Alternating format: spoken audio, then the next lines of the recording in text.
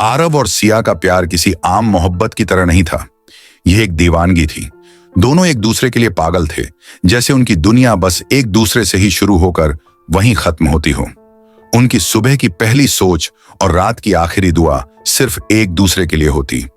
दिन भर फोन पर बातें करना, बेवजह मुस्कुराना, छोटी छोटी बातों पर लड़ना और फिर उसी प्यार में घुल जाना, यही उनकी जिंदगी थी। जब भी वे साथ होते तो दुनिया की हर चीज फीकी लगती, और जब दूर होते तो बस एक दूसरे के बारे में सोचते रहते। आरव और सिया का प्यार वक्त के साथ और भी गहरा होता गया। उनकी मोहब्बत में वो दीवानगी थी जो हर पल उन्हें एक दूसरे के करीब रखती। हंसी मजाक, प्यार भरी बातें, एक दूसरे के बिना अधूरा महसूस करना। इन 2 सालों में सब कुछ वैसा ही था जैसे पहले दिन था, लेकिन वक्त के साथ उनके झगड़े बढ़ने लगे। पहले जो बहसें हंसी में खत्म हो जाती थीं, अब वही देर तक खींचने लगी। कभी आरव को लगता कि सिया बदल गई है, तो कभी सिया को लगता कि आरव अब पहले जैसा नहीं रहा। छोटी छोटी बातें गलत फहमियों में बदलने लगी, लेकिन इन सब के बावजूद उनके दिलों में बसी मोहब्बत कम नहीं हुई।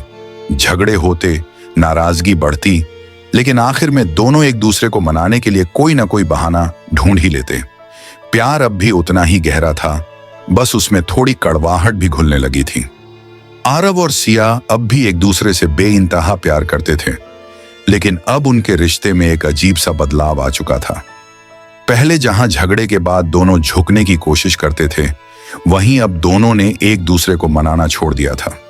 अब झगड़े के बाद न कोई कॉल आती, न कोई मैसेज, बस एक गहरी चुप्पी रह जाती जो उनके दिलों में दर्द भर देती।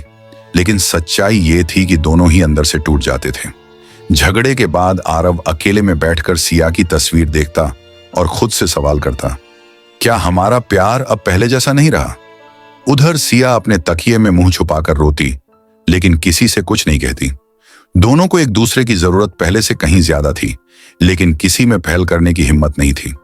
वो अब भी उतना ही प्यार करते थे, उतना ही रोते थे, लेकिन इस बार उनका दर्द उनके अल्फाजों में नहीं बल्कि उनकी खामोशी में छिपा था। क्या उनका प्यार वाकई बदल रहा था, या ये महज एक दौर था जो गुजर जाएगा? आगे क्या होगा जानने के लिए अगला एपिसोड देखें।